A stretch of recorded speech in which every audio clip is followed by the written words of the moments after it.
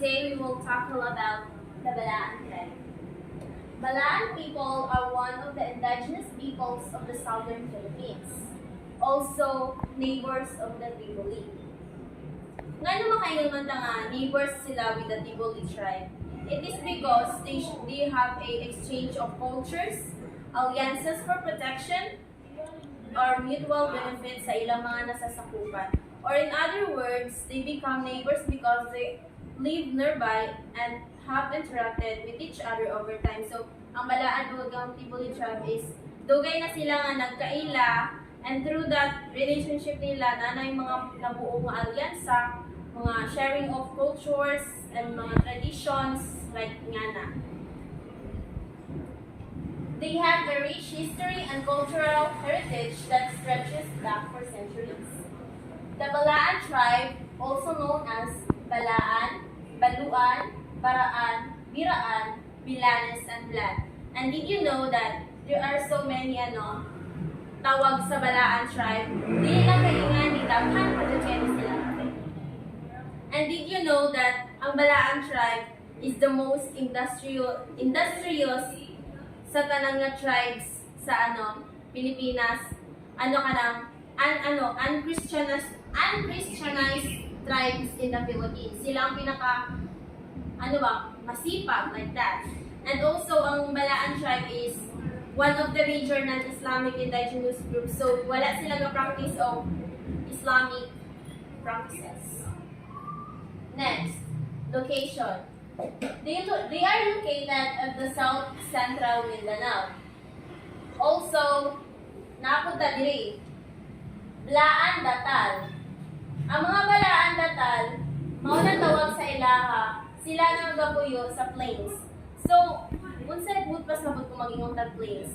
Magbasta plains gani, murag dira bitaw sila sa murag tapan nga lugar kanang dili siya bukid-bukid. I forgot the English term, but the flat Balaan Lagad. Those that live in the interior part of the mountain. So dito na sila sa kasuksukan sa sa mga bukid. Sila ng Balaan Lagad. We have also the Balaan Mahin, prefer to stay near the ocean. So ganahan sila magpuyo doon sa dagat. Mauna sila tawag nga Balaan Mahin. Next is the Balaan Lam Alco. Live in the communities with large coconut plantation. So, ang mga Balaan Alco is dito dyan sila sa dako nga coconut plantation. Kay also, ang uban nila ang pagkakuha sa ilang panginabuhi, ang coconut. Napunay ginatawag nga Tubad Balaan. This is the younger generation that are living outside the Philippines as Balaan Internationals, or ang atong ginatawag nga Balaan Limawag Banwel. Next is the subgroups. Naatay duwa ka subgroups sa Balaan tribe. Tulagad or Highlanders and the Tubaba or Lowlanders. So when we say Tulagad or Highlanders, these are the people that base along the boundaries of Davao del Sur, South Cotabato, and Sultan Kudarat provinces. So mag-ingon naman tag Tubaba or Lowlanders, primarily located in the coastal areas of Sarangani, Jensan City, and parts of Davao del Sur. Next is their language. So, naatay Austronesian language sa Balaan tribe. Also, they have two main dialects, the Sarangani Blaan or ang Tumanaw, and the Coronadal Blaan ang Kadalagan. These are the examples of Tumanaw. Ang ilang good morning dito is Fiye Lafus. Good afternoon, Fiye Labi. Good evening, Fiye Kifu. How are you? Kumusta ge? Sa Coronadal Blaan Tagalagad, ang what is your name? Det Dagitam. Where are you from? Neg Group Fruang. Take good care of yourself. Nefat Amaktu. Good morning, Fiu Lafus. Good afternoon, Fiu Alturo. So as you can see, and notice, ang good morning and good afternoon nila, dire murag may similarities ra sila. Next is the clothing. We have saul, the male upper dress or jacket or shirt. Para ni sa mga male sa Balaan tribe. Napunta yung natawag na salwal or the Balaan male pants leather or trousers. So, ang salwal natay duha ka types. Ang salwal tinadjong o ang salwal lihok.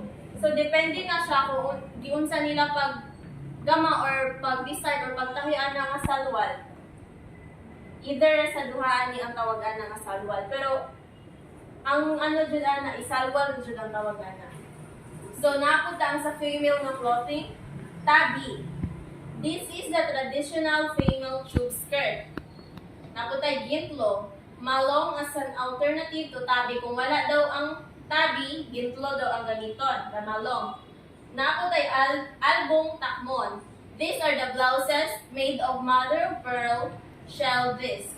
Napunta albong sanla, the beaded blouse, albong nibang, blouse with applique. When we say applique, ito is kanang, diba, fabric na siya ang blouse. Kanang, ang iyang mga design is also fabric na gipatapot-rapod sa, or gitahira dira sa fabric.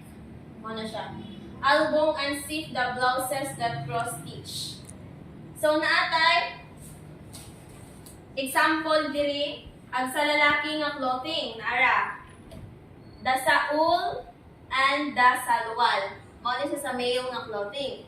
Then, ang sa female nga clothing, nara. Here is the example. Okay. Let's proceed to their accessories. Naitay ginatawag ng kimagi. It is a gold ring necklace along with dotted black and white large beads and dangling brass belts. Naputay swag or sudlay, utog, male cloth head cover, uled or the earrings, sla, necklace, kala is the bracelet, sabitan or gatawek, the brass belt, ikas, the leg rings. Ang leg rings, usually na nasuot na siya sa above the knee. Napuntay babat or single, the anklets. So, diri na siya sa ankle dapit. Ankle. Also, napuntay crease and pais. This is a long bladed knife used by pulongs or a chieftain. So, ang kapanag-iyaan ng crease or pais is ang ila na yung tribal leader which is called pulongs or ang chieftain. So, ano ni siya? Dili tanan ani is na ay ingani nga crease or pulongs ang ila na yung leader. Okay, naara example sa mga accessories. Naara example sa SWAT. Also the anklets, the leg rings. Okay, let's proceed. Livelihood, as like fishing, hunting, food gathering, tool and land making weapon, and weaving. Way of living, Sweden farming, agricultural method, so magtanong sila mais or humay. Barter items for which they get their food articles, utensil and tools. So mga ginagamit nila nga pang-araw-araw nila mga articles o utensil. Sa products, na sila tabi weave, a system of weaving using abaca fiber. So abaca yung ginagamit sa ilang pang tahi. And next, brasswork, creating art from brass and copper. So muna ginagamit nila gama sila mga kutsilyo or itak.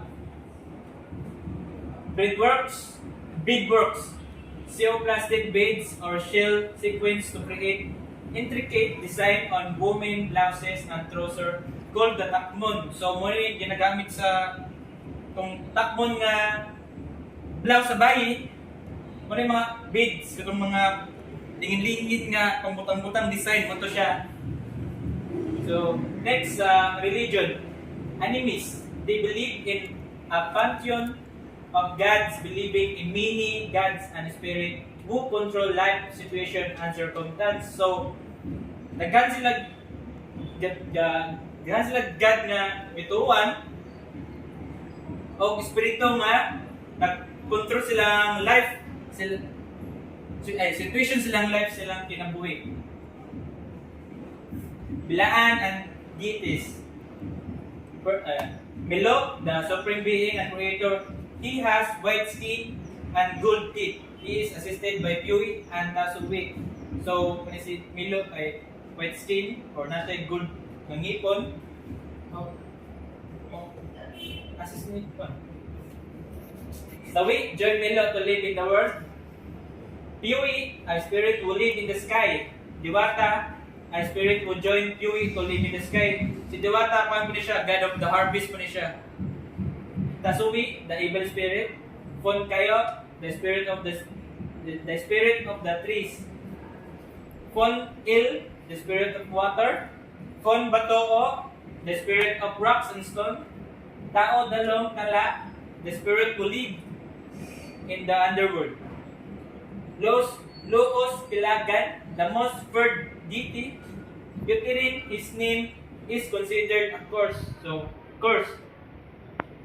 So, kaya yadlukan nga deity nila. Kung sa pangalan pa lang daan, kay sumpat na. Next. Okay, so let's proceed to their cultures and traditions. First is the courtship and marriage practices. We have what we call the Koswol Libon. This is a marriage arranged even when babies are still in the womb.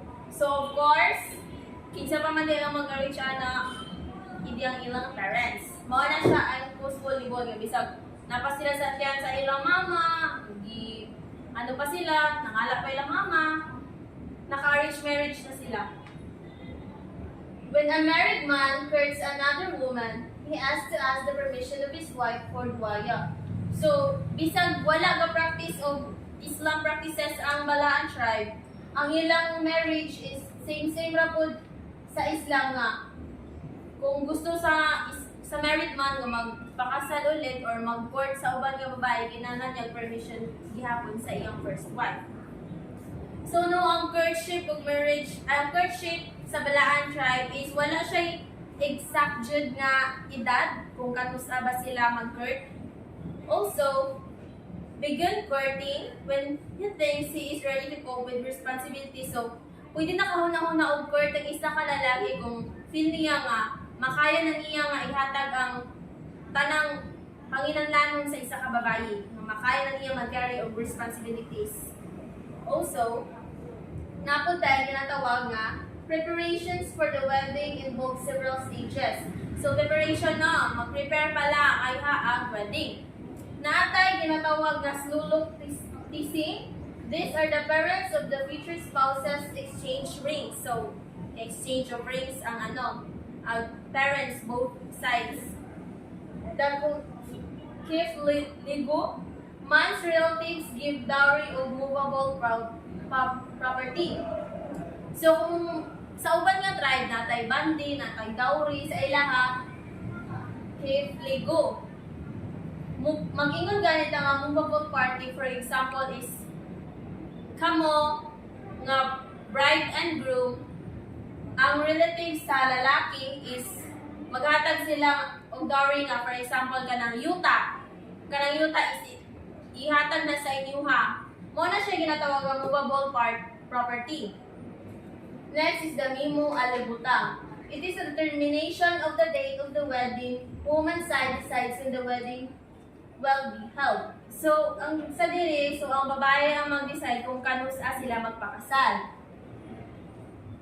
Okay, let's proceed to the wedding ritual. So, diri sa wedding rituals is detail na jud kay ni siya ang ako nga iingon kay.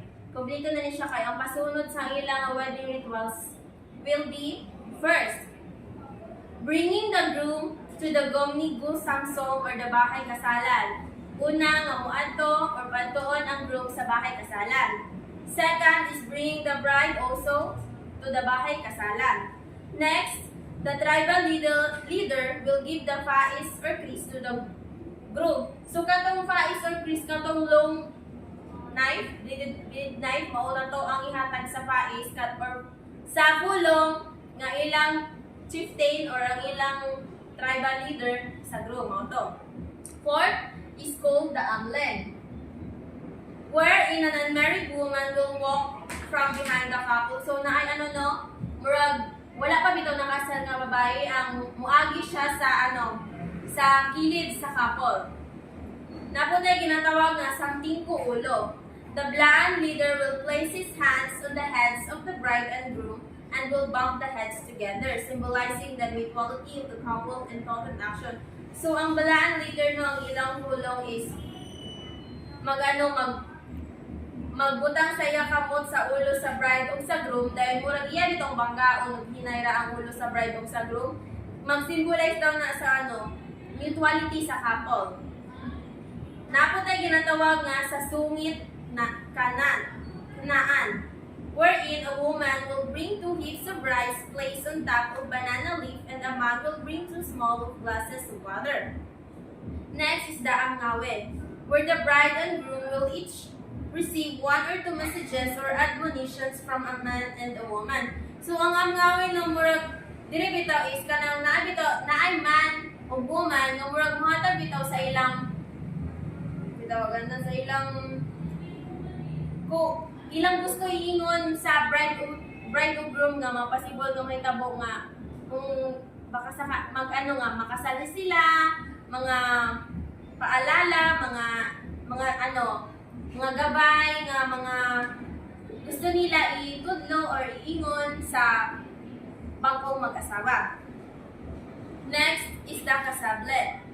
1 gift will come from a man and another gift from a woman. So, kasable it means exchanging of gifts from the man and the woman. Naputay kasgara de sa sato nawa. A provincial officer will proclaim that the couple is officially married. So, ang kasgara de sa ato nawa is ang provincial officer iingon na niya nga nakasal na ang duha nga officially na nga married. Naputay ginatawag nga admasal, wherein the pulong or ang ilang nga tribal chieftain maghatag na sang closing prayer nag-symbolize na nga mahuman na ang wedding. Naputay Kaflahu de Dadlamisan song. It is a celebration of wedding with the performances of the Marol, Faglong, Agong, and etc. So sa Kaflahu de Dadlamisan song, kay mag-end naman ang wedding na sila'y Marol. Ang Marol nga ni is a dance which means a happy dance in their culture. And the Faglong and Agong mao na ilang mga instruments. Natay Alnibot Dadlamisan song, wherein the couple will shake the hands of all the visitors. So after the is ang bagong couple is ila na tong i-shakes ang hands sa mga visitors kaniya nitambong sa ilang kasal. Sa isa jud to. Napunta ginatawag nga Fanless Kaflahu, where the celebration is continued until all the guests have left the celebration and the wedding is officially ended. So dili pag siya mayon nga humana jud ang kasal samtang naapay mga visitors. Dapat kinahanglan jud nga makauli ang tanan or wala na mabilin nga visitors nila. Mao na siya tawag nga humana jud tanan. Humana ang kasal, humana ang ilang celebration, mao na. Okay, next, let's proceed to the death. Natay tulo ka types of death sa Balaan tribe. First is the kilot. If the person died through natural causes, so kilot ang tawag kung mamatay ra nga natural ra siya. For example, heart attack, mga injuries, or tungod sa katigwangon, underage, or also namatay tungod sa mga natural calamities like ni Ana. Mao na siya kilot. Naaputay kayo. If his death was caused by any acts of man, so kagagawan sa tao. Kung ang reason sa iyong pagkamatay is because sa laing tao, like for example, gibanggaan ka diha be, or giluba ka diha. Also, include po dira ang gibarang ka, mao na siya ang kayong kagagawan sa tao ng iyong pagkamatay. Napuntay ginatawag nga mugat is between brothers and sister or parent and daughter where the penalty is death by drowning. So kaning mugat is medyo complicated din siya it's all about a marriage in their family bitaw nga. Kay ang first cousin pwede sila magpakasal. But dili pwede magpakasal ang laki sa anak sa iyang auntie nga babae, pero ang anak sa iyang auntie nga babae pwede magpakasal sa anak sa iyang uncle. Medyo complicated siya. Ang ang penalty is kanang drowning, lungsod. Next is the burial. Natay abnangkay or sofe. It is a Balaan burial custom that involves wrapping the dead in a rolled mat, binding with luis or rattan, and burying it into the ground. So, mora gihapon nga same practices sa uban pero ang tawag ra is abnangkay or sofeng. Sofeng kani siya, sofeng na din siya. Hanging the corpse in 3 branches.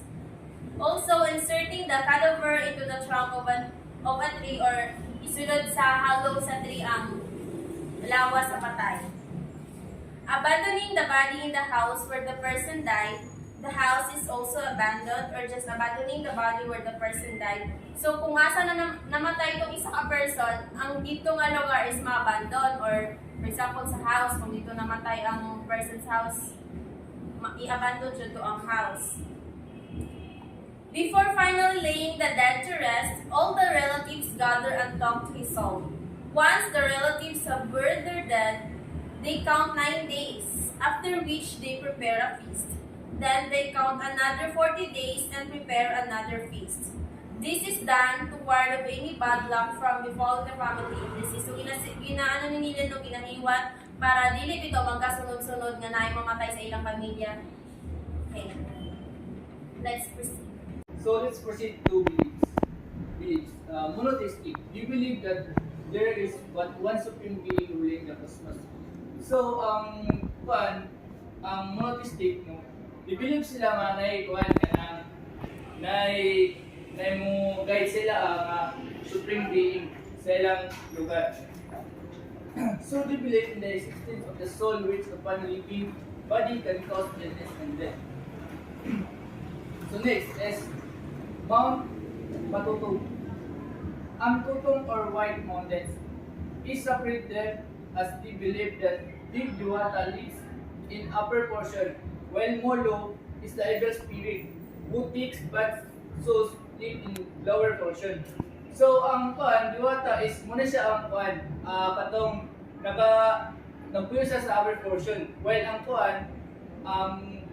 Molo is muna siya nagpuyo sa lower portion with kanang basa ang evil spirit. So the almost female shaman communicates with the spirit. So kaning alamos or female shaman, so muna siya ang katungpan kanang mag-communicate sa mga spirit, ang makastura sa bad spirit o kanang good spirit. So let's proceed to rituals.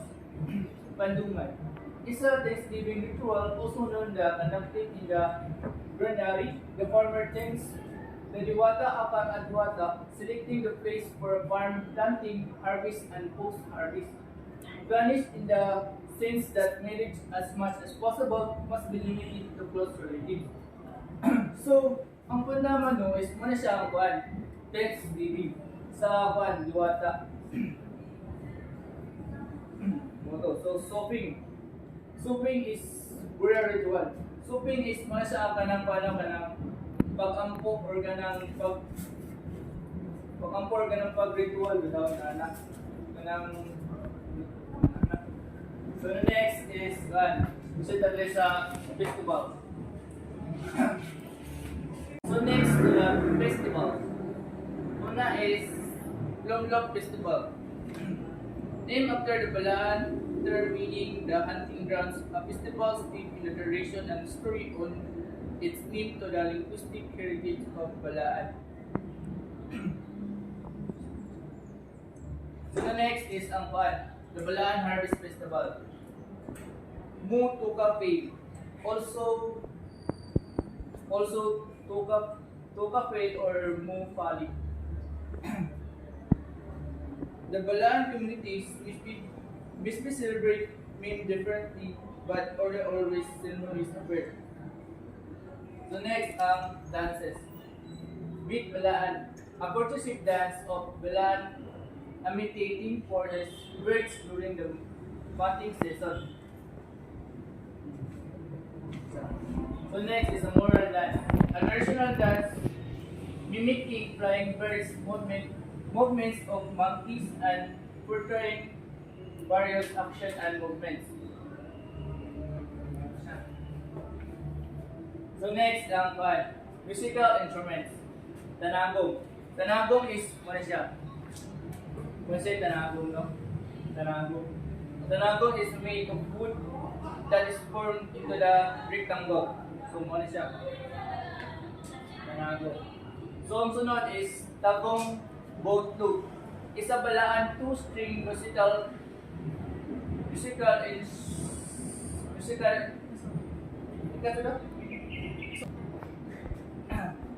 So, let's proceed to musical instrument. Ang una is tanagong. It is a made of wood that is formed in a rectangle. So, muna siya ang example sa tanagong, no? Yan siya. Tanagong. So, the next is paglong, boat loop, isa balaan, two-string musical instrument. So, muna siya ang example sa paglong, boat loop. Yan siya. So, the next is gongs. Gongs palaman are not only used in music, it is also used when there is leading a occasion. So, ang example na is muna siya, gongs.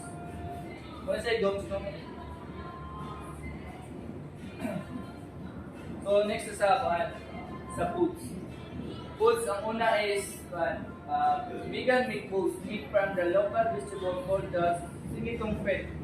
So, muna siya ang vegan meat balls. Muna siya, vegan meat balls. So, the next is cassava balls with inyong coconut. So, muna siya ang cassava balls with coconut. So the next is pure Arabica carefully processed by the balaan. So muna siya ang Arabica. Arabica. So the next is banana sigitong pait. Sigitong pait is muna siya. Sigitong pait. So the next is ang boiled corn pandakab. Native shaman or sticky rice and coffee. Ganun siya. Ganun siya ang native suman. Kanino? Ganun siya ang native suman. So let's proceed to the tribal system of governance. So in short, no, ang ilang tribal leader, kapila na nakulingan ganina, ginatawag nga pulong. And also, walay pwede ang babae o lalaki mga tribal leaders sa ilang tribe as long as kana nga person is also belong sa ang iya bitaw mga ninuno is mga fulong squad. Nga siya ang ilang tribal system of governance. Next is the educational attainment.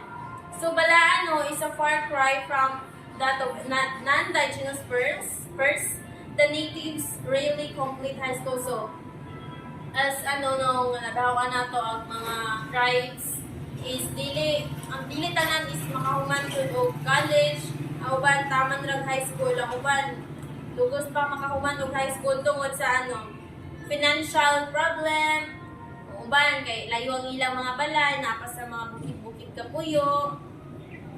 Napoy uban nga nakahuman ra pud sila og high school o elementary. Also, ang uban kay wala sila access sa formal education. But sa karong panahon is na naman po tayo mga help from government, like ang mga scholarship nga gina-offered sa atong barangay para maka-eskwela na po ang tanan nga nabilong sa isang tribe. Ano yun ang educational attainment. Last is the roles of today's society. So, unsa jud pa ang role sa balaang tribe sa karong panahon na? So they contribute to their preservation of their cultural heritage through their traditional practices, including farming, weaving, and craftsmanship. Additionally, they often advocate for the protection of their ancestral lands and rights, engaging in environmental and social activism. Sa balaan, individuals participate po sila sa local governance o gina-represent nila ang ilang communities sa nagkakalahi-lahi nilang kapasidad, also contributing to decision-making processes na maka-affect sa ilang welfare o mga interests in life. So that's all.